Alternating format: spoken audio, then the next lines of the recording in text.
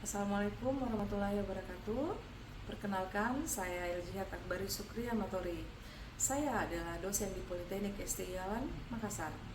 Saya saat ini diberikan tanggung jawab sebagai salah satu ketua program studi sarjana terapan di kampus Politeknik STI Alan, Makassar.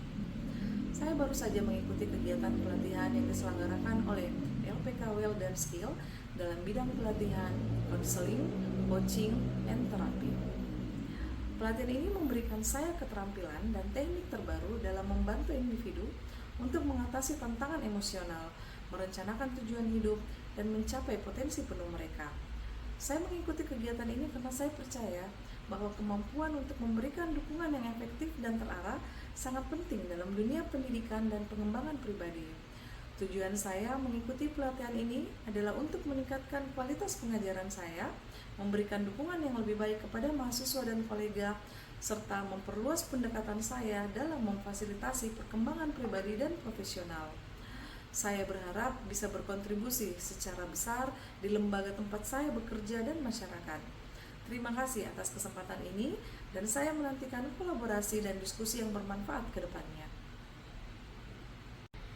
Materi pada hari pertama adalah Basic Counseling Skill, di mana kita mempelajari bagaimana keterampilan dasar konseling untuk keterampilan fundamental yang digunakan oleh seorang konselor untuk membangun hubungan yang efektif dengan klien, membantu mereka mengatasi masalah dan memfasilitasi proses perubahan dan pemulihan.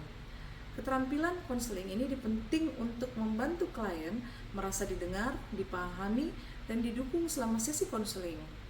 Beberapa keterampilan dasar dalam konseling adalah mendengarkan aktif atau disebut dengan active learning, empati, pertanyaan terbuka atau open-ended question, kemudian refleksi, penyampaian umpan balik atau providing feedback, kesadaran diri atau self-awareness, keterampilan memecahkan masalah atau problem solving skill, menetapkan tujuan atau goal setting, penggunaan bahasa tubuh atau body language, keterampilan mengelola krisis atau crisis management skill, pengelolaan waktu atau time management, dan yang terakhir adalah kerjasama atau collaboration.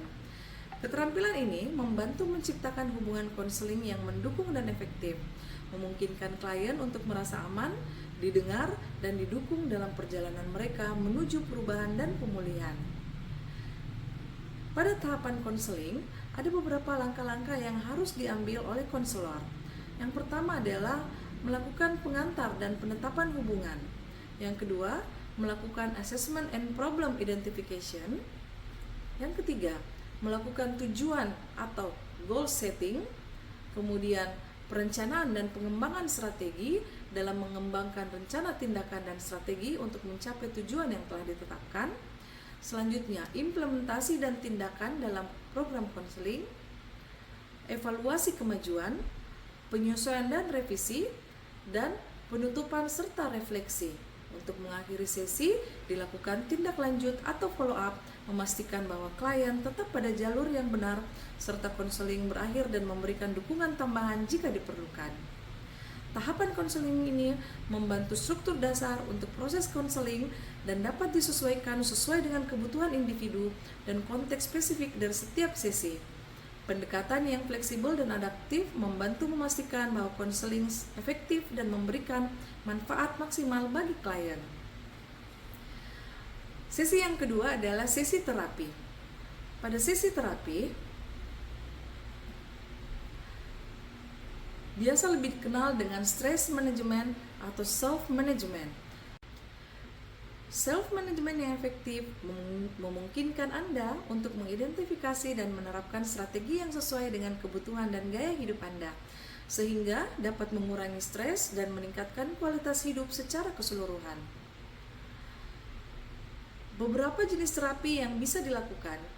Yang pertama adalah terapi suara, terapi pijat, terapi nutrisi, terapi herbal, terapi doa, dan terapi mediasi.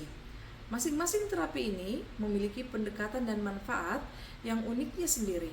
Pilihan terapi yang paling sesuai dapat bergantung pada preferensi pribadi, tujuan kesehatan, dan kondisi spesifik yang ingin diatasi. Dalam teknik terapi, Ada juga yang dinamakan dengan healing atau penyembuhan. Healing ini adalah proses yang mencakup pemulihan dan perbaikan pada tingkat fisik, emosional, mental, dan spiritual.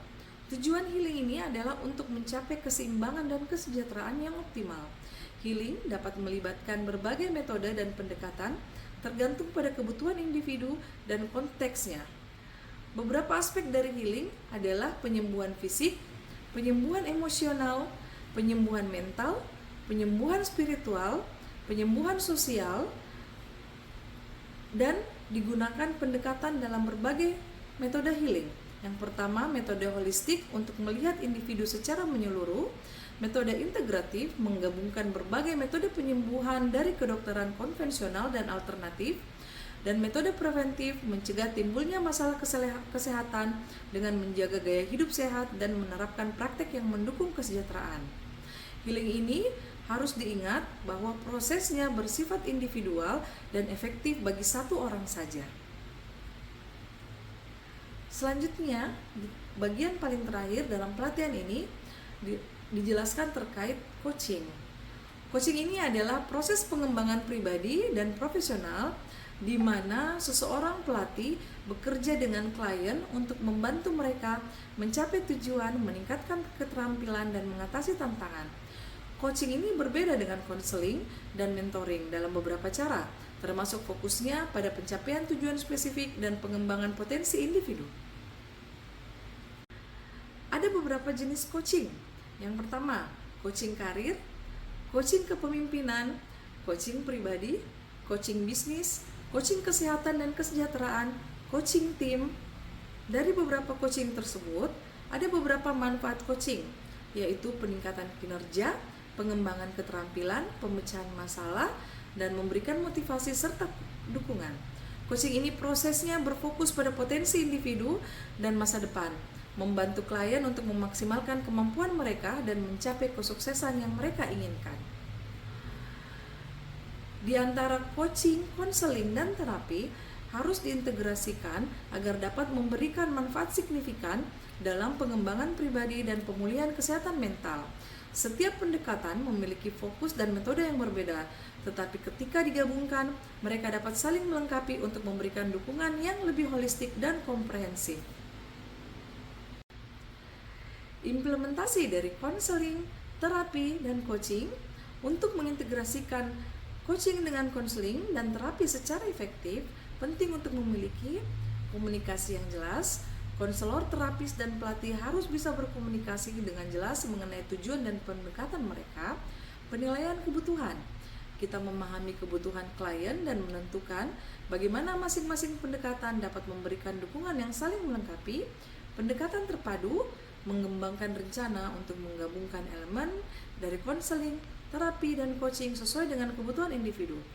Dengan integrasi ini, klien dapat memanfaatkan kekuatan dari berbagai pendekatan untuk mencapai kesejahteraan yang lebih menyeluruh dan pencapaian tujuan yang baik.